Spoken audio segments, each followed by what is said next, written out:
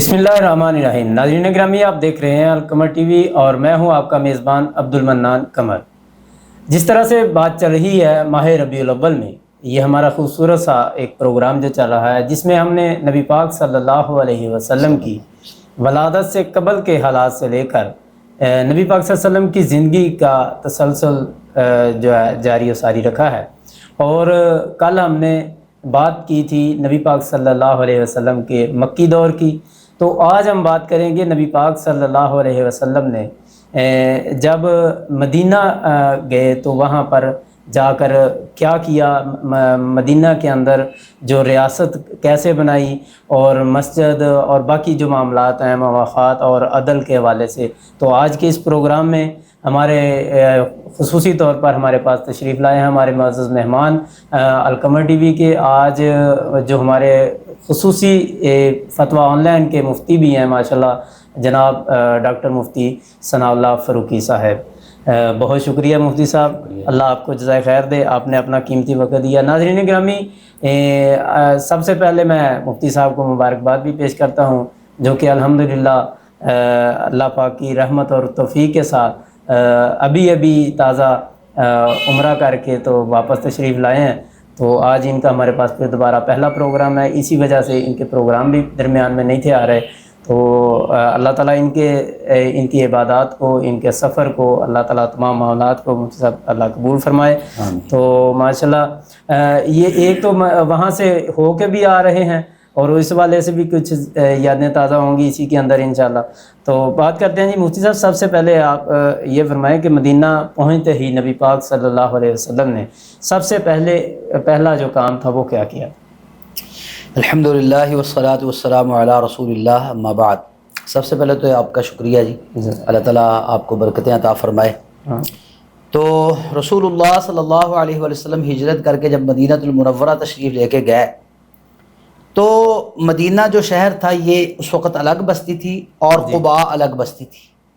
آپ سب سے پہلے قباء کے اندر آپ نے پڑاؤ ڈالا ہے، اور آپ جتنے دن قباء کے اندر رہے ہیں اتنے دنوں میں آپ نے قباء کے اندر ایک مسجد تعمیر فرمائی ہے جس کا نام مسجد قباء ہے۔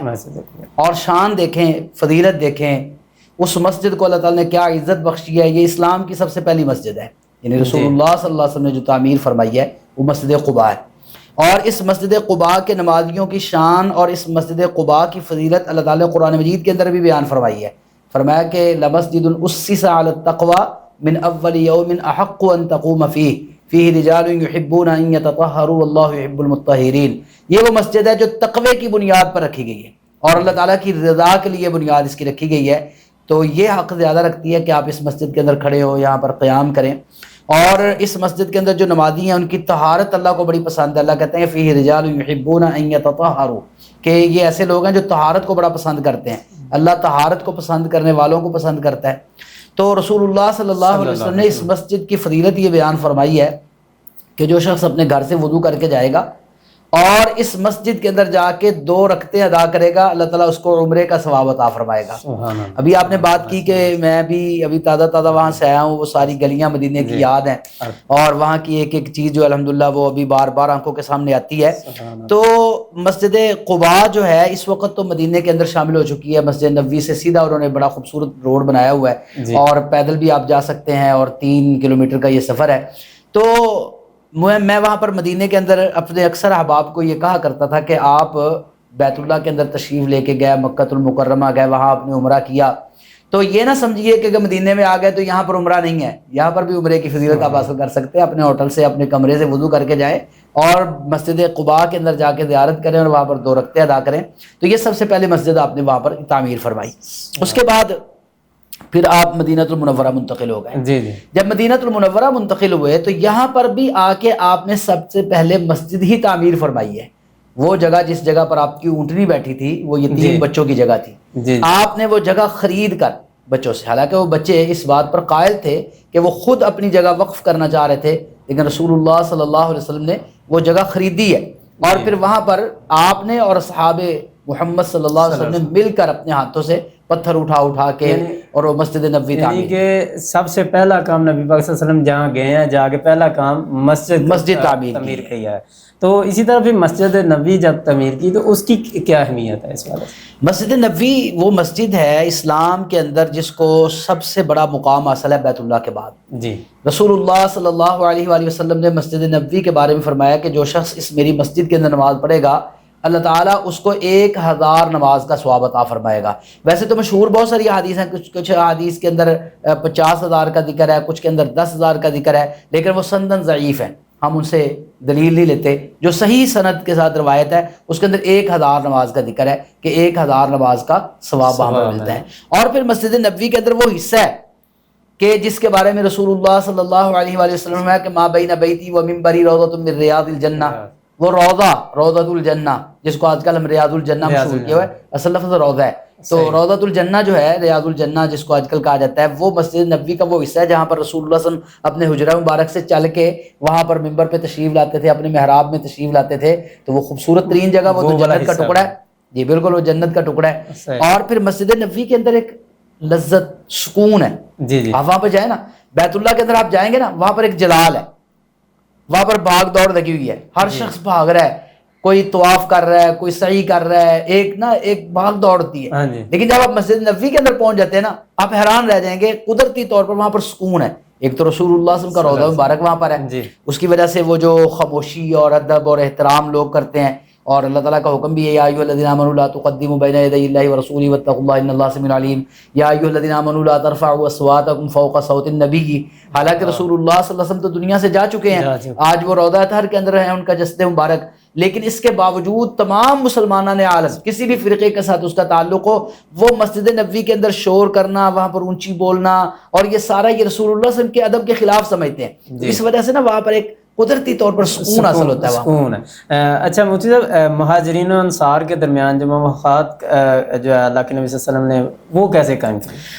جی عبد المنان بھائی, آپ کہہ سکتے ہیں کہ مدینے کے اندر پہنچ کر مسجد بنانے کے بعد جو سب سے پہلا آپ نے کام کیا نا وہ مواخات مدینہ ہے. مواخات کا معنی ہوتا ہے بھائی چارہ, آپس میں بھائی بھائی بنانا. اب جو مہاجر آئے ہوئے تھے, آپ نے پچھلے وہ جو پروگرام کیے ان کے اندر ہجرت کی باتیں ہوئی ہوں گی اور سارا وہ آپ نے چلایا ہے. تو اب مہاجرین جو لٹے پٹے آئے تھے کہ جن کے گھر وہاں پر رہ گئے تھے, جن کی املاک وہاں پر رہ گئی تھی, جن کے اموال وہاں پر چھین لیے گئے تھے, اب وہ خالی ہاتھ تھے, خالی ان کے پاس نہ کوئی رہنے کے لیے جگہ تھی, نہ سونے کے لیے جگہ تھی, نہ مکان تھا. تو اب ضروری تھا کہ ان کے لیے کچھ نہ کچھ بندوبست کیا جائے. تو رسول اللہ صلی اللہ علیہ وسلم نے پھر اس کے لیے مواخات قائم کی. ایک طرف مہاجرین ہیں, یہ وہ آئے ہیں جو گھر لٹا کے آئے ہیں, جی, اور یہ سب کچھ اللہ تعالیٰ کے دین پر لٹا کے آ گئے, خالی ہاتھ ہیں. اور دوسری طرف وہ انصار ہیں جن کے گھر ہیں, جن کے باغات ہیں, جن کے مدینے کے اندر پراپرٹیز ہیں, جن کا سب کچھ موجود ہے. اب ان کی قربانی کیا ہے کہ وہ سب کچھ لٹا آئے ہیں, اور ان کی قربانی کیا ہے, انہوں نے بھی پیچھے نہیں رہے. یہ بھی ہجرت جنہوں نے نہیں کی, وہ انصار مدینہ جو مدینے کے تھے, تو انہوں نے بھی کوئی کسر نہیں چھوڑی. انہوں نے اپنی ہر چیز مہاجرین پہ قربان کر دیا. رسول اللہ صلی اللہ علیہ وسلم نے مسجد نبوی کو تعمیر کرنے کے بعد اپنے تمام صحابہ کو اکٹھا کیا, مہاجرین کو ایک طرف بٹھا دیا, انصار کو ایک طرف بٹھا دیا, اور پھر ایک مہاجر کو اٹھاتے اور ایک انصاری کو اٹھاتے, اور دونوں کو آپس میں ملا کے کہتے لو بھی آج کے بعد تم بھائی بھائی ہو. اس کو کہا جاتا ہے مواخات. اب یہ اخوت, اس سے پہلے بہت سارے ایسے لوگ تھے جنہوں نے زندگی کے اندر ایک دوسرے کو دیکھا تک نہیں تھا. نہ کوئی خون کا رشتہ تھا, نہ کوئی حسب کا رشتہ تھا, نہ کوئی نسب کا رشتہ تھا, نہ کوئی سحر کا رشتہ تھا, کوئی رشتہ داری نہیں تھی, کوئی تعلق نہیں تھا, کوئی ایک دوسرے کو جانتے تک نہیں تھے. لیکن جب بھائی بھائی بنا دیا ہے, اس کے بعد اخوت کی ایسی مثال قائم کی ہے کہ دنیا کے اندر ایسی مثال نہیں ہے. رسول اللہ صلی اللہ علیہ وسلم کے انصار صحابہ اپنے مہاجر صحابہ کو اپنے ساتھ گھروں میں لے کے گئے, اپنے گھر دکھائے, یہ میرا گھر ہے, اس میں سے جو کمرہ آپ کو پسند ہے آپ رکھ لیں, باقی کمرے میں گزارا کروں گا. اگر کسی کے پاس 2 گھر ہے, اس نے دونوں دکھا دیے ہیں, ان میں سے جو تمہیں پسند ہے وہ رکھ لو, اس میں تم رہو, دوسرے کے اندر میں رہوں گا. اگر کسی کا باغ ہے, باغ کے اندر لے کے گیا, یہ میرا باغ ہے, آپ اس کی کھجوریں دیکھیں, اس کے درخت دیکھیں, جو پسند ہے وہ رکھ لو, باقی میں گزارا کروں گا. جس کے 2 باغ تھے اس نے اپنے دونوں باغ دکھا دیے مہاجر کو, لو بھی آپ دیکھ لیں. حتیٰ کہ اللہ کی قسم اٹھا کے کہتا ہوں کہ انصار مدینہ نے جو قربانیاں دی ہیں نا, تاریخ کے اندر نہ اس سے پہلے مثال ملتی ہے نہ بعد میں ملتی ہے. دیکھیں آپ کسی کو مکان دے سکتے ہیں، آپ کسی کو کھجور کا درخت دے سکتے ہیں، آپ اپنا مال دے سکتے ہیں، صدقہ خیرات کر سکتے ہیں، لیکن انصار مدینہ نے یہاں تک کیا کہ جس کے پاس 2 بیویاں تھیں اور اس کا مہاجر بھائی وہ کنوارا تھا، اس کے پاس بیوی نہیں تھی، تو اپنی دونوں بیویوں کو دکھایا، لو جو تمہیں پسند ہے وہ میں اس کو طلاق دے دیتا ہوں، وہ عدت گزار کے وہ تمہارے ساتھ نکاح کر لے گی، تم اس کے ساتھ زندگی گزارنا، دوسرے کے ساتھ میں زندگی گزاروں گا۔ اللہ کی قسم اتنی بڑی قربانی۔ اور مہاجرین کے آپ اندازہ لگائیں، ہماری آج کل کیا، ہمیں مجھے کوئی کہے لو جی آپ یہ لے لیں دکان یا یہ مکان تو میں تو فوراً قبضہ کر لوں گا۔ مہاجرین پر اللہ رحمتیں برسائے، وہ اتنے خوددار لوگ تھے، اتنے غیرت مند لوگ تھے، انہوں نے کہا جی آپ کو آپ کی پراپرٹیز اللہ مبارک کرے، آپ کے مکان مبارک کرے، آپ ہمیں بازار کا راستہ دکھائیں، ہم وہاں پر محنت کریں گے۔ کسی نے کہا کہ آپ کے پاس باغ ہے، آپ اپنے باغ کے اندر مجھے اجازت دے، میں یہاں اجرت پہ مزدوری کر کے اپنا پیٹ پالوں گا، میں آپ کے باغ پہ قبضہ نہیں کروں گا۔ انصار نے اتنی قربانی دی اخوت کے اندر، اپنے مہاجر بھائیوں کو اتنا قریب اور اتنا کچھ دے دیا کہ اللہ تعالیٰ نے قرآن مجید کے اندر یہ آیت نازل کی بات کے اندر کہ یہ جو تمہارے مہاجر بھائی ہیں نا، یہ تمہاری وراثت کے اندر شریک نہیں ہے، تمہارے اصل وارث وہی ہیں جو تمہارے حقیقی بھائی ہیں۔ یعنی اللہ تعالیٰ نے سوچا کہ اگر میں نے یہ ان کو نہ بتایا تو ہو سکتا ہے یہ وراثت کے اندر مہاجروں کو حصہ دیں۔ اور مہاجروں کی قربانی دیکھیں کہ انہوں نے سب کچھ آیا ہوا ہاتھ کے اندر، ان کو کہا آپ کو مبارک ہو، ہمیں اپنے ساتھ محنت پہ رکھیں، ہم آپ کے ساتھ مل کے کام کرتے ہیں، محنت مزدوری کرتے ہیں، اور انہوں نے مزدوریاں کر کے اپنے پیٹ پالے۔ اچھا مفتی صاحب، میثاق مدینہ کیا ہے؟ ہاں جی عبد المنان بھائی، ایک تھی مواخات، یہ تھا مسلمانوں کا مسلمانوں کے ساتھ تعلق، بائی بندی۔ دوسرا تھا کہ مدینے کے اندر بہت سارے ایسے قبائل آباد تھے جو مسلمان نہیں ہوئے تھے، مثلا یہودیوں کے قبائل جو موجود تھے، ٹھیک ہے، وہ مسلمان نہیں تھے، اور پھر یہ جو مسلمان نہیں تھے تو ان کی طرف سے پھر مدینے کے اندر امن کا خطرہ تھا کہ یہ نہ ہو کہ وہ کوئی ایسی شورش کھڑی کر دیں، کوئی ایسا معاملہ کھڑا کر دیں۔ تو رسول اللہ صلی اللہ علیہ وسلم کو اللہ تعالیٰ نے جو تدبر، جو فہم و فراست، یعنی آپ صرف یہ نہیں تھے کہ نبی تھے، آپ ایک حاکم بھی تھے، آپ حکمران بھی تھے، پوری دنیا کے حکمرانوں کے اندر وہ نہیں ہوگی تدبر، وہ فکر، وہ سوچ جو اللہ تعالیٰ محمد الرسول اللہ کو عطا کی۔ آپ نے مدینے کی ریاست کے امن کو برقرار رکھنے کے لیے اور آپس میں مساوات کے لیے، بھائی چارے کے لیے، دوسری جو اقوام تھیں ان کو بھی پھر ایک معاہدے کے اندر شریک کیا جس کا نام میثاق مدینہ ہے۔ وہاں پر پھر میثاق مدینہ سارے جو اقوام تھیں، قبائل تھے، ان کو پھر ان کے ساتھ میٹنگز کی گئی، ان کے ساتھ بیٹھا گیا، اور پھر ان کے ساتھ یہ طے کیا گیا کہ اگر کوئی مدینے پر حملہ کرتا ہے تو ہم سب مل کر وہ مدینے پر حملے کے دفاع کریں گے۔ مطلب یہ جس طرح آج کل مکہ معاہدہ ہوا، میرے وجود میں وہاں پر ہی تھا، الحمدللہ جمعہ والدین میں ادھر تھا، تو اس میں بھی یہ نا کہ سعودی عرب، ترکی اور پاکستان، یہ ان کا معاہدہ ہے کہ اگر ایک ملک پر حملہ ہوتا ہے تو وہ تینوں ملکوں پر حملہ تصور کیا جائے گا، مل کے سارا دفاع کیا جائے گا۔ تو یہ امریکہ اور اسرائیل کے خلاف الحمدللہ مسلمانوں کا ایک زبردست اتحاد ہے، اور اللہ تعالیٰ اس اتحاد کو کامیاب فرمائے، اور اس اتحاد کو اللہ تعالیٰ دنیا کے اندر مسلمانوں کی جو گری ہوئی قوت ہے اس کو دوبارہ سے کھڑا کرنے کی اللہ تعالیٰ اس کو سعادت دے۔ تو اسی طرح وہ طے ہوا کہ مدینے کے اندر کسی ایک بھی قبیلے پر حملہ ہوتا ہے نا تو سارے قبائل پر وہ حملہ تصور کیا جائے گا، پورے مدینے پر حملہ تصور کیا جائے گا، اور پورے مدینے کے اندر سارے لوگ مل کے، کسی بھی قبیلے سے تعلق ہو، کسی مذہب سے تعلق ہو، سارے مل کے وہ مدینے کا دفاع کریں گے۔ یہی وجہ ہے کہ مدینے کے دفاع کے لیے یہودی بھی رسول اللہ صلی اللہ علیہ وسلم کے ساتھ جا کے لڑا کرتے تھے، اور یہودی بھی وہ جو مدینے کے دفاع پر خرچہ آتا تھا وہ پیسے دیا کرتے تھے۔ اور پھر یہاں اس کے اندر ایک شق بھی یہ بھی تھی کہ ہم سب عبادت میں آزاد ہوں گے، یہودی اپنے طریقے سے عبادت کریں گے، مسلمان اپنے طریقے سے عبادت کریں گے، کوئی کسی پر حملہ نہیں کرے گا، کوئی کسی کے اوپر جو ہے نا اس طرح کا معاملہ نہیں کرے گا، پھر آپس میں سارے برابر ہوں گے۔ یہ نہیں ہے کہ یہ قبیلہ بڑا ہے تو یہ چودھری سمجھا جائے، جس طرح پہلے ہوتا تھا، یہ قبیلہ کو چھوٹا ہے، برادری چھوٹی ہے تو اس کو ہلکا سمجھا جائے، نہیں، سارے برابر تصور کیے جائیں گے۔ یہ اسلام کا جو مساوات کا ایک بہترین اس وقت میثاق مدینہ کی شکل میں رسول اللہ صلی اللہ علیہ وسلم نے درس دیا ہے نا، اس کی مثال بھی دنیا کے اندر نہیں ملتی۔ اور میں آپ کو بتاؤں، یہ میثاق مدینہ تاریخ انسانی کا، یہ اسلام کی بات نہیں، انسانوں کی تاریخ کا پہلا معاہدہ ہے جو لکھا گیا ہے، تحریر کیا گیا ہے۔ اس سے پہلے معاہدے تحریر کرنے کا تحریر نہیں اس طرح کیا گیا۔ انسانی تاریخ کا پہلا لکھا جانے والا تحریری معاہدہ جو ہے وہ میثاق مدینہ ہے، اور اگر آج بھی آپ میثاق مدینہ پر عمل کریں تو دنیا کے اندر امن قائم ہو جائے گا، دنیا کے اندر مساوات قائم ہو جائے گی۔ یہ جو آج یعنی میثاق مدینہ بیسک امن کے لیے اور اتحاد کے لیے یہ نہیں۔ اچھا، نبی پاک صلی اللہ علیہ وسلم کا غیر مسلم شہریوں کے ساتھ معاملہ کیسا تھا؟ دیکھیں رسول اللہ صلی اللہ علیہ وسلم نے ہمیں جو تعلیمات دی ہیں اور آپ کی جو سیرت طیبہ سے ہمیں ملتا ہے، جو مدنی زندگی کے آپ کے 10 سال ہیں، اس کے اندر آپ جانتے ہیں کہ وہاں پر مشرکین بھی تھے وہاں پر، اور اسی طرح یہودی تو تھے ہی تھے. تو جس بھی مسلمان شہری نے وہ چاہے مسلم ہو چاہے غیر مسلم ہو، جو اللہ کے رسول صلی اللہ علیہ وسلم نے اللہ کی طرف سے جو حدود مقرر کی تھی ان کو پامال نہیں کیا، تو اللہ کے رسول صلی اللہ علیہ وسلم نے اس کی عزت کا، اس کے مال کا، اس کے خون کا احترام کیا ہے. اور مسلم معاشرے کے اندر، مدینہ المنورہ کے معاشرے کے اندر غیر مسلموں کو عبادت کی آزادی حاصل تھی، کاروبار کرنے کی آزادی حاصل تھی، رہن سہنے کی آزادی حاصل تھی، اپنی مرضی کے مطابق وہ زندگی گزار رہے تھے. یعنی اسلام کبھی بھی قدغن نہیں لگاتا کہ کسی اسلامی معاشرے کے اندر کوئی غیر مسلم نہ رہ سکے. آج بھی مسلمان ملکوں کے اندر آپ دیکھیں گے ہر مسلمان ملک کے اندر غیر مسلم آباد ہے، اور غیر مسلموں کو، اقلیتوں کو باقاعدہ ہم نے حقوق دی. پاکستان کے اندر اقلیتوں کے حقوق، بلکہ میں تو کئی بار ایسا مجھے کہنا پڑتا ہے کہ پروگرام کے اندر بھی میں نے کہا ہے کہ ہم مسلمانوں سے زیادہ اقلیتوں کے حقوق ہے پاکستان کے اندر. ایسا بھی ہوا ہے کہ اقلیتوں کو دورے ووٹ کا حق بھی ملا پاکستان کے اندر. وہ مسلمان کو بھی ووٹ ڈال سکتے ہیں، اقلیتی کو بھی ڈال سکتے ہیں، دورے ووٹ کا حق دیا گیا تھا پاکستان کے اندر اقلیتوں کو. تو یہ اللہ کے رسول صلی اللہ علیہ وسلم کی وہ تعلیمات ہیں کہ جو آپ نے، جو بھی غیر مسلم. اب یہاں پر 2 قسم کے غیر مسلم ہوتے ہیں. ایک ہے کہ وہاں کے رہنے والے غیر مسلم، ایک ہوتے ہیں ذمی جو ہوتے ہیں، ٹیکس گزار جو ہوتے ہیں، ان کے ساتھ کچھ معاہدے ہوتے ہیں. ان کو کچھ شرائط بتائی جاتی ہیں کہ آپ نے اس شرط پر ہمارے معاشرے کے اندر رہنا ہے اور یہ ٹیکس ادا کرنا ہے. اس کے مطابق جب وہ ٹیکس ادا کرتا ہے تو اس کی عزت، جان مال کی حفاظت پھر اسلام کرتا ہے، اور جو مدینے کا یا جس طرح بھی مسلمان حکمران ہوگا کسی بھی شہر کا وہ اس کے دفاع کرے گا. ایسے ہی کسی غیر مسلم کو اگر کوئی پناہ دے دیتا ہے، وَإِنْ أَحَدٌ مِّنَ الْمُشْرِكِينَ اسْتَجَارَكَ فَأَجِرْهُ حَتَّى يَسْمَعَ كَلَامَ اللَّهِ ثُمَّ أَبْلِغْهُ مَأْمَنَهُ.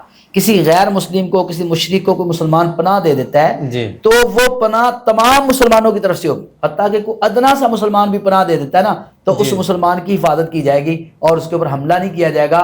بہت سارے ایسے واقعات ہیں، ہمارا یہ پروگرام چھوٹا پڑ جائے گا، اس کے وقت نہیں ہمارے پاس کہ ہم وہ بیان کریں کہ کتنے ایسے لوگ کہ جن کو قتل کرنے کے در پہ تھے لوگ، اور پھر مسلمان کسی نے پناہ دی ہے اور پھر انہوں نے سب نے جو ہے نا اس کی پناہ کو، حتیٰ کہ رسول اللہ صلی اللہ علیہ وسلم نے بھی اس کی پناہ کو قبول کیا ہے اور اس کو مارا نہیں ہے. ہاں اگر کوئی غیر مسلم اسلامی حدود کو پامال کرتا ہے، اسلامی معاشرے کے اندر رہتے ہوئے اللہ کا مذاق اڑاتا ہے، اللہ کے رسول صلی اللہ علیہ وسلم کا مذاق اڑاتا ہے، شاعر اسلام کا مذاق اڑاتا ہے، تو پھر اس کے لیے اسلام نے وہ سزائیں رکھی ہیں، اور وہ سزائیں ہم خود نہیں دے سکتے.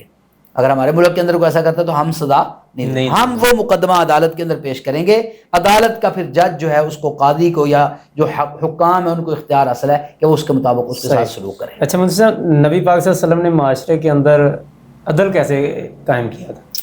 رسول اللہ صلی اللہ علیہ وسلم نے جو عدل قائم کیا وہ تو بڑا بے لاگ عدل تھا نا. اس میں یہ نہیں تھا کہ جی یہ ہمارا رشتہ دار ہے، یہ میرا دوست ہے، یہ میرا اپنا ہے، سفارش آ گئی ہے، رشوت آ گئی. نہیں، وہ بڑا معروف واقعہ ہے کہ رسول اللہ صلی اللہ علیہ وسلم کے پاس ایک عورت لائی گئی تھی جس نے وہ چوری کی تھی. تو ان کے قبیلے والوں نے اس عورت کی سفارش کے لیے سیدنا اسامہ ابن زید رضی اللہ تعالیٰ عنہ، اسامہ رضی اللہ بچے تھے تو وہ بھی آ گئے ان کے باتوں میں، اور انہوں نے جا کے اسامہ رضی اللہ عنہ نے اس کی سفارش کر دی. تو رسول اللہ صلی اللہ علیہ وسلم نے کہا اسامہ تم اللہ کی حدود میں سفارش کر رہے ہو. حالانکہ اسامہ کے ساتھ اللہ کے رسول کو ویسے ہی محبت تھی جیسے سیدنا حسن اور حسین رضی اللہ عنہ سے محبت تھی.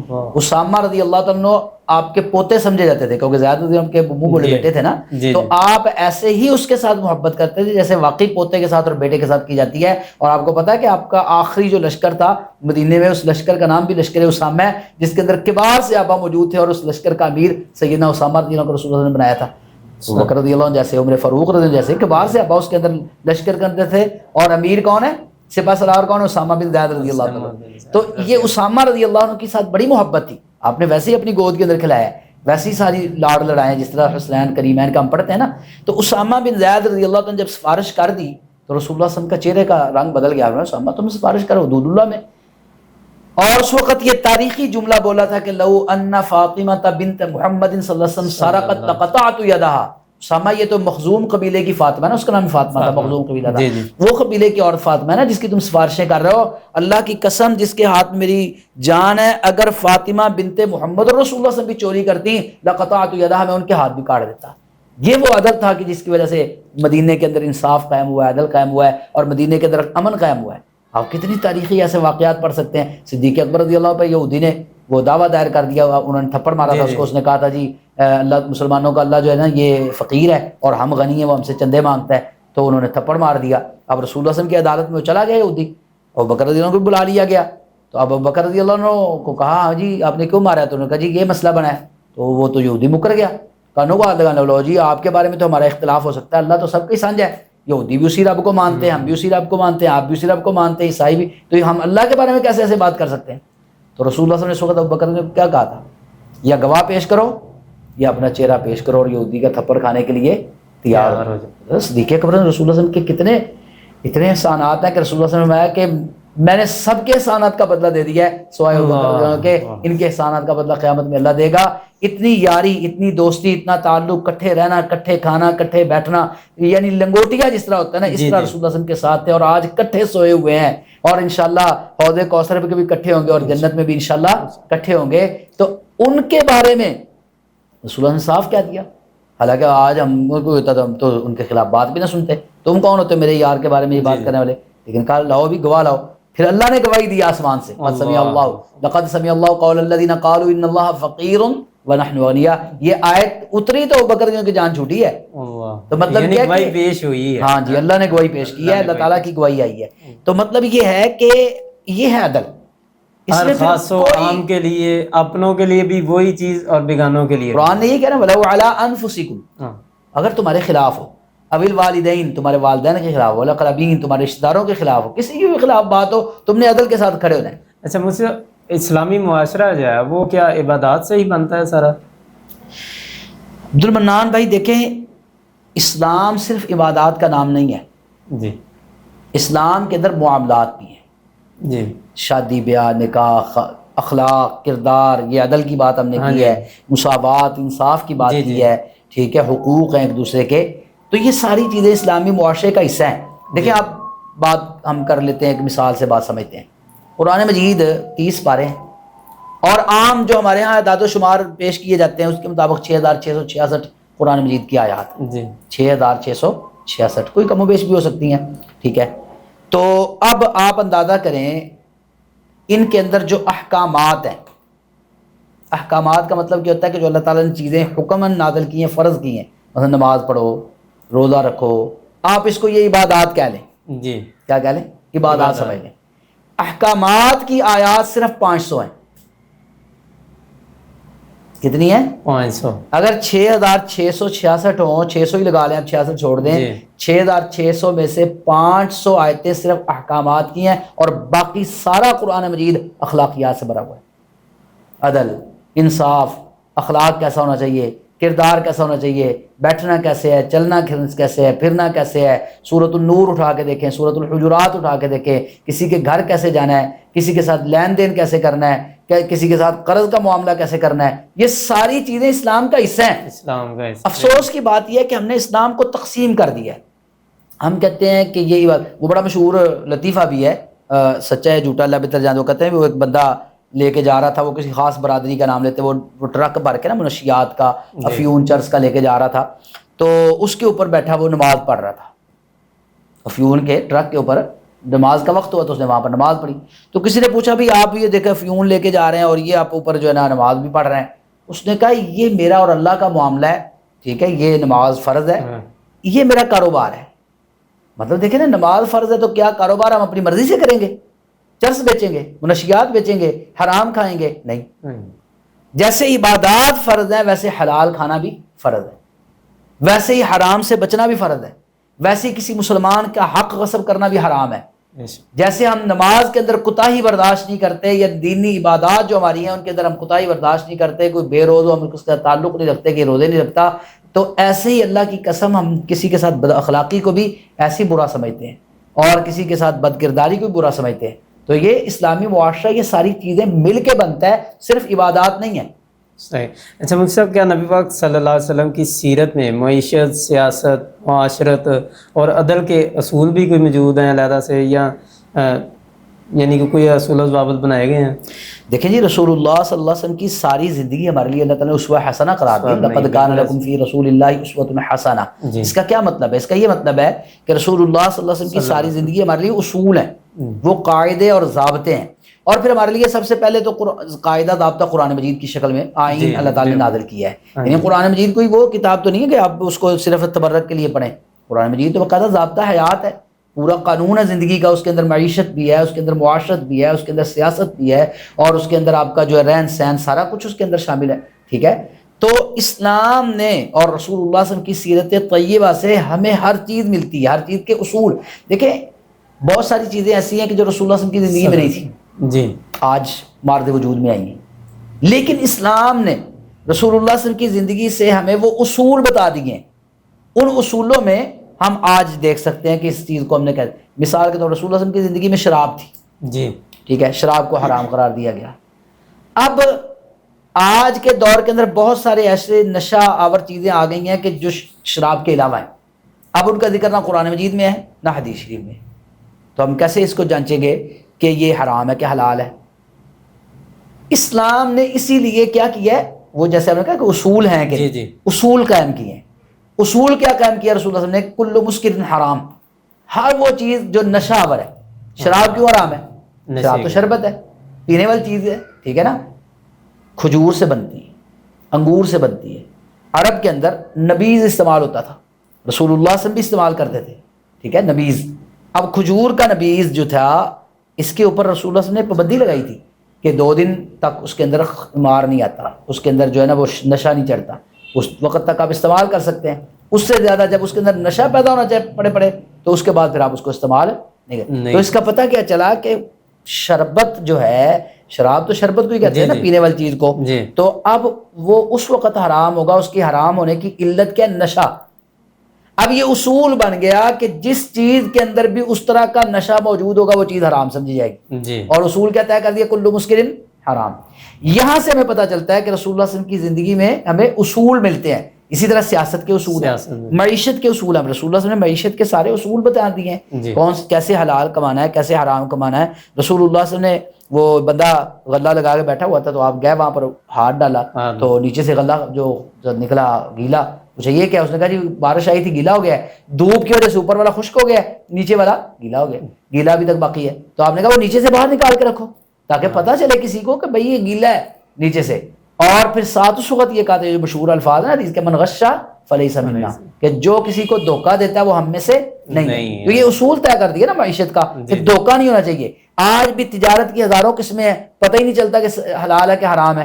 اس کے اندر آپ اصول یاد رکھیں, جس بھی تجارت کے اندر آن لائن ہو یا آف لائن ہو, پہلے بھی ہم ایک پروگرام کر چکے ہیں شاید بٹ کوائن کے متعلق یا اس طرح کا, تو یہ اصول ہے.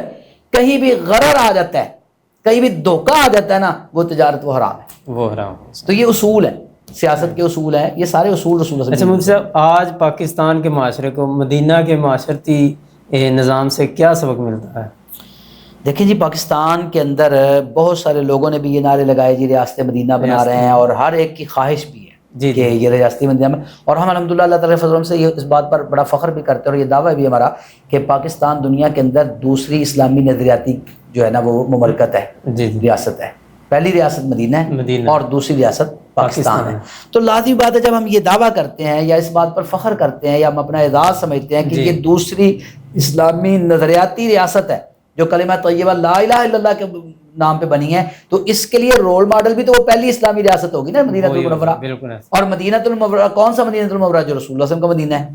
رسول اللہ صلی اللہ علیہ وسلم نے جس مدینے کی بنیاد رکھی ہے, جس مدینے کو رسول اللہ صلی اللہ علیہ وسلم نے آباد کیا ہے, جہاں پر آپ نے سارے اللہ تعالیٰ کے قوانین نافذ کیے ہیں, ٹھیک ہے نا. اگر ہم آج کہیں جی ہم تجربہ کرنا چاہتے ہیں نیا, ہمیں تجربہ کرنے کی کیا ضرورت ہے؟ 1400 سال پہلے رسول اللہ صلی اللہ علیہ وسلم نے اسلامی قوانین لاگو کر کے تجربہ کر کے دکھایا ہوا ہے. اب آپ دیکھیں پاکستان کی جو اس وقت معیشت کی حالت ہے, ہم باقی بات نہیں کرتے, صرف ایک بات کر لیتے ہیں.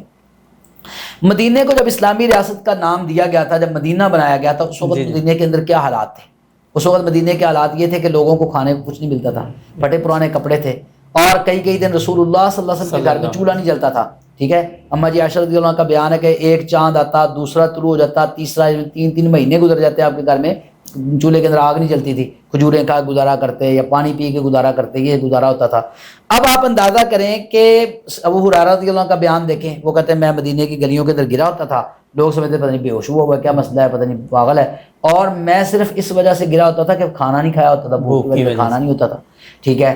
اب مسلمانوں کے پاس رسول اللہ صلی اللہ علیہ وسلم صحیح بخاری کی حدیث ہے کہ وہاں پر جابر کہتے ہیں کس کے پاس اتنے کپڑے تھے کہ دو دو کپڑے بنائے نماز کے لیے، مطلب کپڑے دستیاب نہیں تھے. یہ معیشت کی حالت تھی جب مدینہ بنا ہے.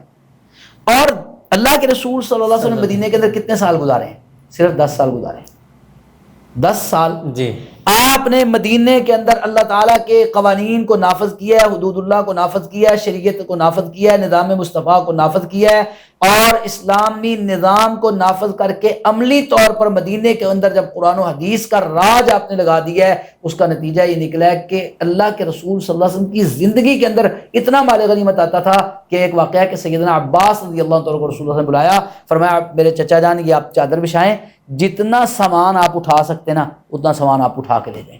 انہوں نے چادر بچھائی، بھرنا شروع کر دیا، اتنا سامان بھر لیا پھر اٹھایا نہ جائے. کہتے جی کسی کو کہیں اٹھوا لیں، آپ نے کہا نہیں، اتنا سامان جتنا تم اٹھا کے خود لے جا سکتے ہو لے جاؤ. یعنی ایک ایک بندے کو اتنا مال دیا جا رہا ہے کہ وہ جتنا اٹھا سکتا ہے لے کے جا رہا ہے. رسول اللہ صلی اللہ علیہ وسلم کے دور میں مدینہ کے اندر الحمدللہ اللہ تعالیٰ نے مال غنیمت کے ڈھیر لگا دیے ہیں، مدینہ کے حالات بدل گئے ہیں. مدینہ کے اندر وہ دن آ گئے ہیں کہ لوگ زکوٰۃ لے کے جھولیوں میں پھرتے ہیں اور زکوٰۃ لینے والا ملتا کوئی نہیں ہے. یہ اسلامی ریاست جب رسول اللہ صلی اللہ علیہ وسلم نے قائم کی ہے، ایک ایسی فلاحی ریاست جس میں بھوکوں کو کھانا ملے، جہاں یتیموں کو پالا جائے، ان کی کفالت کی جائے، جہاں بیواؤں کے ساتھ شادی کرنے کو معیوب نہ سمجھا جائے اور ان کے ساتھ شادیاں کی جائیں اور ان کو گھر بسایا جائے اور ان کے گھر ان کو دیے جائیں. اور وہ مدینے کی اسلامی اور فلاحی ریاست کہ جہاں پر کوئی بندہ آتا تھا نا باہر سے تو خلیفۃ المسلمین اس کی بیوی جا کے خاتون اول جا کے اس کے گھر میں وہ ڈیلیوری کیس دائیا بن کے کروا رہی تھی عمر فاروق کے دور میں. جب ایسی اسلامی فلاحی ریاست بنائی ہے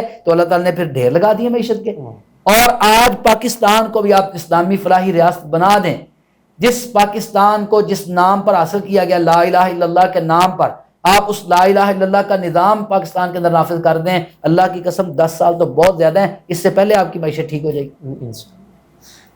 جس طرح مفتی صاحب بہت اچھا، اگر آج بھی پاکستان کے اندر اسی کو جیسے آپ نے بات کی ہے کہ مدینے کو اگر رول ماڈل دیکھ لیا جائے، وہی باتیں ادھر ہو جائیں تو حقیقتاً سارے مسائل ختم ہو جائیں. اچھا آخری سوال ہے کہ اللہ کے نبی صلی اللہ علیہ وسلم کا جو رحمت للعالمین ہونے کا جو عملی مطلب کیا ہے؟